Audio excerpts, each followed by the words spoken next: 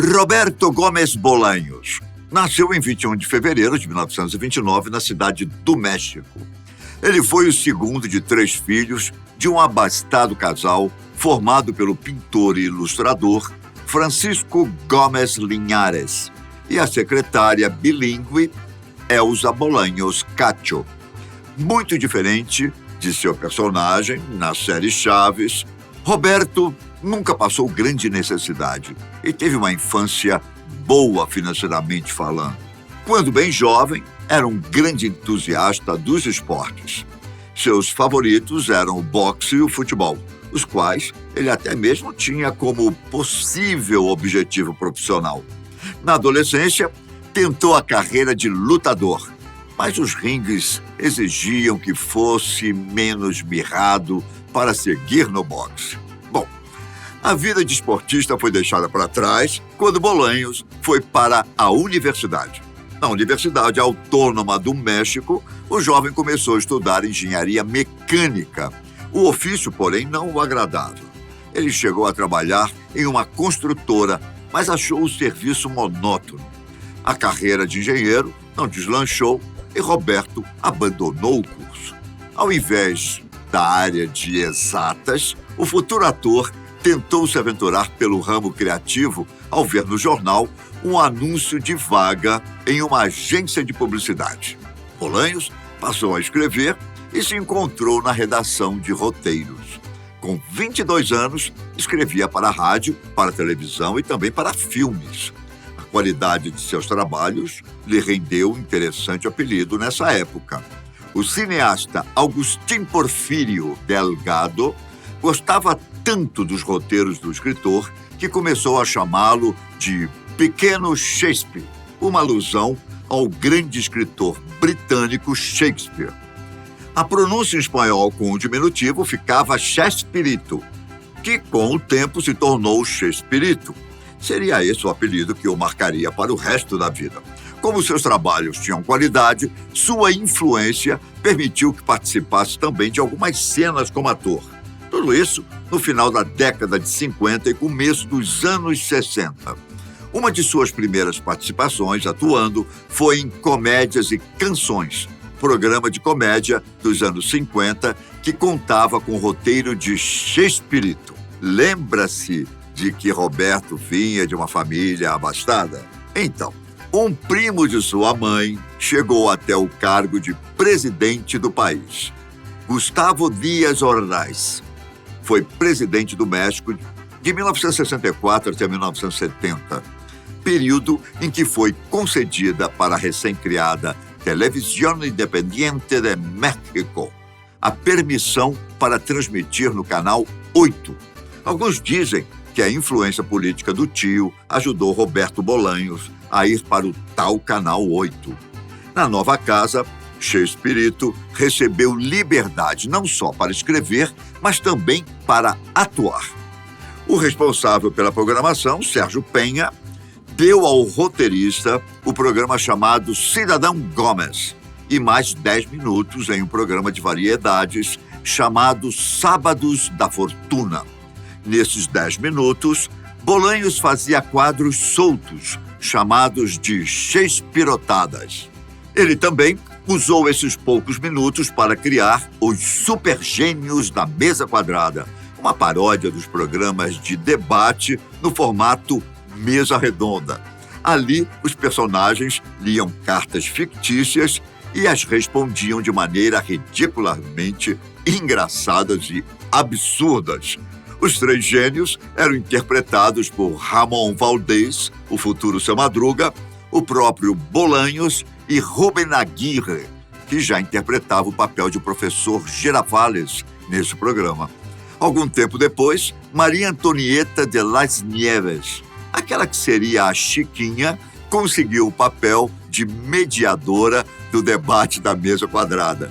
O quadro fez muito, mas muito sucesso mesmo. Rendeu a Chespirito um programa próprio de 30 minutos, no qual o escritor colocava tanto os supergênios da mesa quadrada quanto suas chespirotadas. Em algumas ocasiões, Carlos Villagrán, o futuro Kiko, também participava. Em 1971, o programa adquiriu um novo formato e se tornou Chespirito e a Mesa Quadrada. Como tudo que Bolanhos fazia tinha sucesso, o escritor fazia diversos quadros e esquetes com seus minutos em tela. Surgiu daí personagens e histórias como as do Chapolin Colorado e os Maluquinhos, em que Roberto interpretava, junto com o Rubem Aguirre, dos malucos.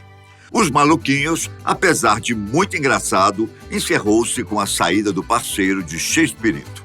Porém, para não perder a parceria com o ator, Bolanhos criou um outro quadro para reutilizar o personagem Professor Girafales de Aguirre. Nesse quadro, a história acompanharia um dos alunos do tal professor. Assim, surgiu o mais novo e mais conhecido personagem de Chespirito, o Chaves. A inspiração principal para a criação do menino foi uma figura que todos conhecem. Em todos os países do mundo, existe uma figura do senso comum de um menino médio, um garoto comum, engraçado e meio teimoso, geralmente presente nas piadas e historinhas. Aqui no Brasil, o tal menino é chamado de Joãozinho. Quem nunca ouviu uma piada com um Joãozinho? E cada piada, baseando-se nessa figura comum e conhecida por todos, Chespirito criou um menino pobre que morava em um barril em uma vila. Para completar o elenco, Bolanhos chamou o restante de sua turma dos outros programas. O quadro estreou em 1972 e, é claro, foi um grande sucesso. Por isso, ganhou um programa próprio no ano seguinte. Foi em Chaves que conhecemos os tão amados personagens Seu Madruga, Chiquinha, Kiko, Seu Barriga e vários outros. Além de bordões lendários como "foi sem querer querendo" e isso. O humor simples e cotidiano foi o grande diferencial do programa, que se tornava engraçado em praticamente qualquer lugar. Tanto adultos quanto crianças conseguiam rir das bobas histórias de Chaves e seus amigos. Além disso, o Canal 8 havia se fundido com a grande concorrente Telesistema Mexicano, o que deu origem à Television via satélite, mais tarde conhecida como Televisa.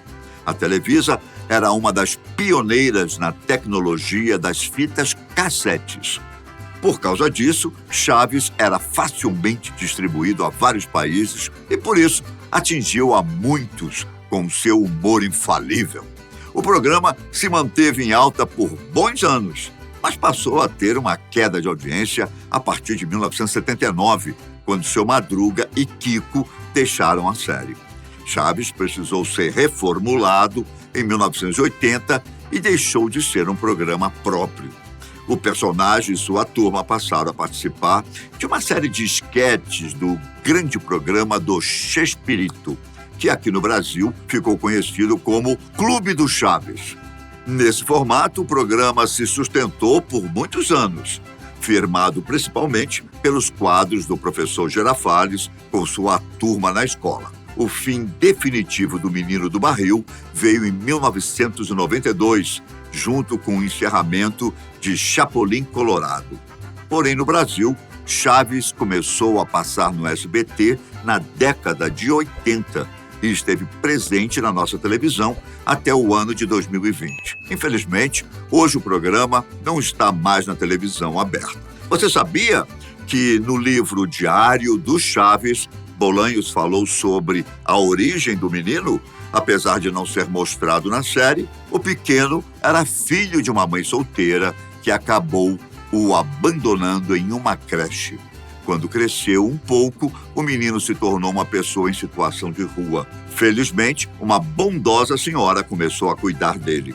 A dona morava na casa 8 do Cortiço, coincidentemente, o mesmo número do canal que acolheu Roberto. Quando ela morreu, Chaves ficou novamente sem residência e passou a morar no barril da vila.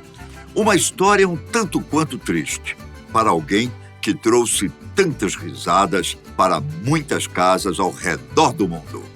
Valeu, Chespirito!